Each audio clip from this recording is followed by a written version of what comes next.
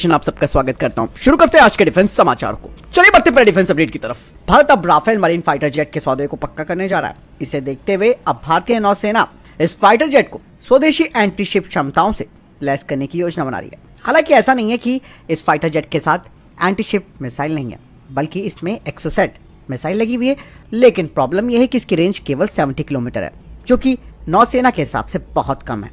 इसीलिए स्थानीय रूप से विकसित एंटी शिप मिसाइल को कंसीडर किया जा रहा है, जिनकी लॉन्ग रेंज भी होगी। यहाँ पर एक्सोसेट मिसाइल एक विश्वसनीय एंटी शिप हथियार है, लेकिन प्रॉब्लम इसकी रेंज के साथ हो गई है। भारतीय नौसेना का विचार दोस्तों यहाँ पर यह है कि एक्सोसेट तो रहेगी साथ में, लेकिन इसमें दो भारतीय विकसित मिसाइल प्रणालियों को इंटीग्रेट किया जा सकता है, जिसमें कि ब्रह्मोस एनजी और medium range anti ship missile. BrahMos NG BrahMos supersonic cruise missile का एक छोटा और अधिक चुस्त संस्करण है, जिसे खास तौर पर एयरक्राफ्ट के लिए ही डिजाइन किया गया है। दूसरी तरफ जो medium range anti ship missile है, इसे भी अभी तैयार किया जा रहा है। एक बार ये पूरी तरीके से चालू हो जाती है तो भारतीय नौसेना को एक्सोसेट की तुलना में बेहतर रेंज और एक शक्तिशाली एंटी शिप हथियार मिलेगा।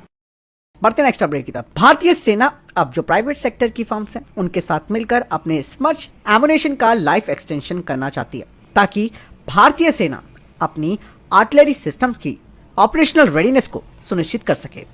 रशिया द्वारा निर्मित ये मल्टीपल रॉकेट लॉन्चर स्मर्च भारतीय तोपखाने का एक प्रमुख तत्व है, लेकिन अब इसके एमुनेशन की जो सर्विस लाइफ है वो खत्म होने के करीब है। इसीलिए अब प्राइवेट सेक्टर की फर्म्स के साथ मिलकर इसके एमुनेशन का लाइफ एक्सटेंशन किया जाएगा। एक बार ये लाइफ एक्सटेंशन जो है वो शुरू हो जाता है तो भारतीय सेना का जो एमुनेशन है वो युद्ध के समय काफी उपयोगी हो जाएगा। चलिए बढ़ते नेक्स्ट अपडेट की तरफ। भारतीय नौसेना ने अपने एयरक्राफ्ट कैरियर्स के लिए एडवांस डेक लाइटिंग सिस्टम के डेवलपमेंट के लिए भारतीय कंपनी एक्लम को सेलेक्ट किया है।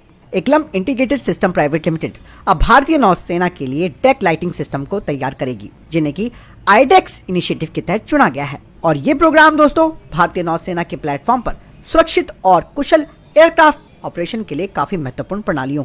ये जो डेक लाइटिंग सिस्टम है वो एयरक्राफ्ट कैरियर्स के लिए काफी महत्वपूर्ण भूमिका निभाते हैं, जिससे कि रात के समय भी हमारे जो एयरक्राफ्ट है वो आसानी से टेक ऑफ और लैंडिंग कर सकते हैं। और डेक मैन्यूवर्स के समय ये पायलट और चालक दल के लिए बिल्कुल क्लियर विजन प्रदान करता है। इसके अलावा ये फाइटर जेट की आवाजाही का गाइडेंस भी करता है और सभी मौसम स्थिति और लाइटिंग सिनेरियोज में निरंतर ऑपरेशनल क्षमताओं का समर्थन करता है।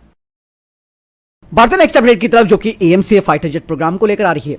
भारत के एएमसीए फाइटर जेट में अब concealed advance counter measure system लगेंगे, जिसमें कि फ्लेयर्स, रेडियो फ्रीक्वेंसी काउंटर मेजर्स आदि हैं, जो कि इस फाइटर जेट की सर्वाइबिलिटी को बढ़ा देंगे, वो भी कंटेस्टेड एयर स्पेस में। पांचवी पीढ़ी के फाइटर जेट की एक खासियत आप सब जानते हैं, वो होती है लो ऑब्जर्वेबिलिटी या फिर स्टेल्थ, जो कि विमान के रडार सिग्नेचर को कम करती है। लेकिन अब एएमसी में टो किए गए डिकॉय दरवाजे यानी कि डोर्स होंगे, जो कि इसकी स्टेल्थ विशेषताओं को बनाए रखने के लिए सामान्य ऑपरेशन के दौरान बंद रहेंगे। ये दरवाजे केवल काउंटर मेजर्स को डिप्लॉय करते समय खुलेंगे, ये सुनिश्चित करते हुए कि युद्ध के दौरान विमान का रडार क्रॉस सेक्शन न्यूनतम रहे। इसके अलावा एएमसीए के रेडियो फ्रीक्वेंसी काउंटर मेजर्स, जिन्हें खास तौर पर डिजाइन किया गया है दुश्मनों के radar guided surface to air missiles और एयर टू एयर मिसाइल्स के थ्रेट्स को न्यूट्रलाइज करने के लिए। इसके अलावा AMCA advance chaff counter measures flares को भी डिप्लॉय कर सकता है, जिन्हें खास तौर पर डिजाइन किया गया है दुश्मनों की इंफ्रारेड गाइडेड मिसाइल्स और जो दूसरे ट्रैकिंग सिस्टम्स हैं उन्हें मिसलीड करने के लिए, जिसमें कि एएमसीए फॉल्स टारगेट्स को क्रिएट करता है। कुल मिलाकर ये कहा जा सकता है ये जो एडवांस काउंटर मेजर सिस्टम्स हैं वो भविष्य के युद्ध क्षेत्र में एएमसीए की सर्वाइबिलिटी को बढ़ाएंगे। चलिए बढ़ते हैं नेक्स्ट अपडेट की तरफ। आप सब जानते हैं कि डीआरडीओ ने हाल ही में अपनी hypersonic long range anti ship missile का परीक्षण किया था, जो कि सफल रहा। लेकिन अब डीआरडीओ अपना ध्यान एक नए प्रोजेक्ट यानी कि प्रोजेक्ट ध्वनि पर लगा रहा है, जिसके तहत हाइपरसोनिक ग्लाइड व्हीकल्स तैयार किए जाएंगे। डीआरडीओ 3 कॉन्फ़िगरेशन पर काम करने की योजना बना रहा है, जिसमें कि पहला conical body hypersonic glide vehicle है, दूसरा wing body hypersonic glide vehicle और तीसरा delta wing and blended hypersonic glide vehicle. जहां तक कॉनिकल बॉडी डिजाइन की बात है, ये रिलायबिलिटी और सिंप्लिसिटी के लिए एंट्री पॉइंट सिस्टम की तरह काम करेगा। तो वही विंग और ब्लेंडेड बॉडी कॉन्फ़िगरेशन है वो इन हाइपरसोनिक ग्लाइड व्हीकल्स की जो परफॉर्मेंस है उसे और ज्यादा सुपीरियर बना देगा, खास करके एडवांस मिशन प्रोफाइल्स में। बढ़ते नेक्स्ट अपडेट की तरफ। दोस्तों, ड्राई कावेरी इंजन ने हाल ही में 50 किलो न्यूटन थ्रस्ट को अचीव किया है ग्राउंड ट्रायल्स में, और इसमें नए आफ्टर बर्नर सेक्शन को इंटीग्रेट करने से ये 80 किलो न्यूटन थ्रस्ट जनरेट कर सकता है। और इस तरीके की इंजन परफॉर्मेंस भारत के तेजस मार्क 1 फाइटर जेट की जो ऑपरेशनल रिक्वायरमेंट्स है उन्हें पूरा कर सकती है। यानी जीटीआरई, एचएएल और इंडियन एयरफोर्स के साथ भी बात कर रहा है, ताकि वो इस इंजन के फ्लाइट टेस्ट कर सके जिसमें कि MiG-29 एयरक्राफ्ट का इस्तेमाल किया जाएगा, जिसमें कि एक तरफ RD-33 रहेगा और एक तरफ कावेरी इंजन, और इसके जरिए इस इंजन का मूल्यांकन किया जाएगा।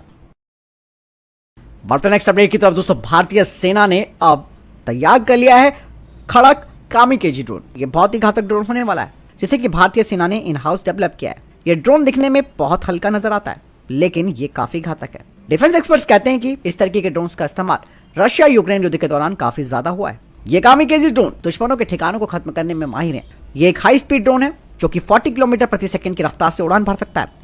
इसकी रेंज करीबन 1.5 किलोमीटर है और ये ड्रोन 700 ग्राम तक का एक्सप्लोजिव अपने साथ ले जाने में सक्षम है। इसमें जीपीएस और हाई डेफिनेशन कैमरे लगाए गए हैं। इसके अलावा दोस्तों सबसे खास बात यह है कि ये ड्रोन दुश्मनों के इलेक्ट्रोमैग्नेटिक स्पेक्ट्रम जैमिंग को भी चकमा दे सकता है। खड़क की सबसे बड़ी बात यह है कि यह आसानी से दुश्मनों के रडार पर भी नहीं आता। इसकी कीमत का भी खुलासा हुआ है, जो कि 30,000 रुपए का है।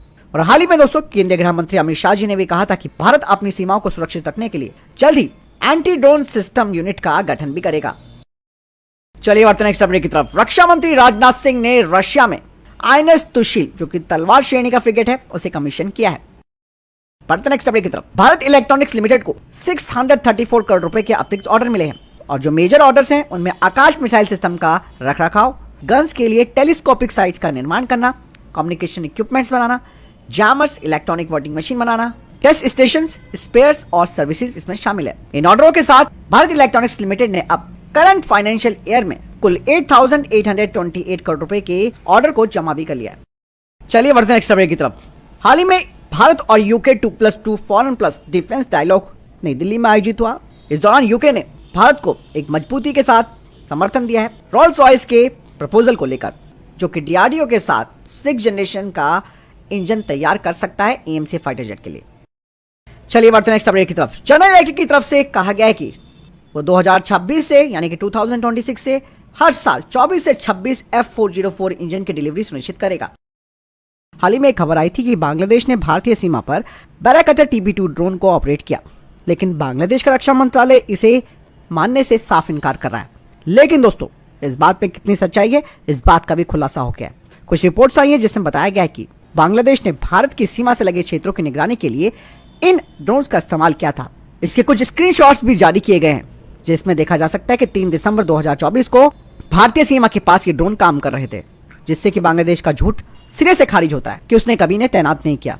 बैराकटर TB2 ड्रोन को बांग्लादेश ने अंतर्राष्ट्रीय सीमा से 10 किलोमीटर दूर उड़ाया। बात साफ हो जाती है कि बांग्लादेश भारत की पोजीशंस की जांच करने के लिए ये काम कर रहा था। अब आप देखिए दोस्तों, झूठ पकड़ा गया।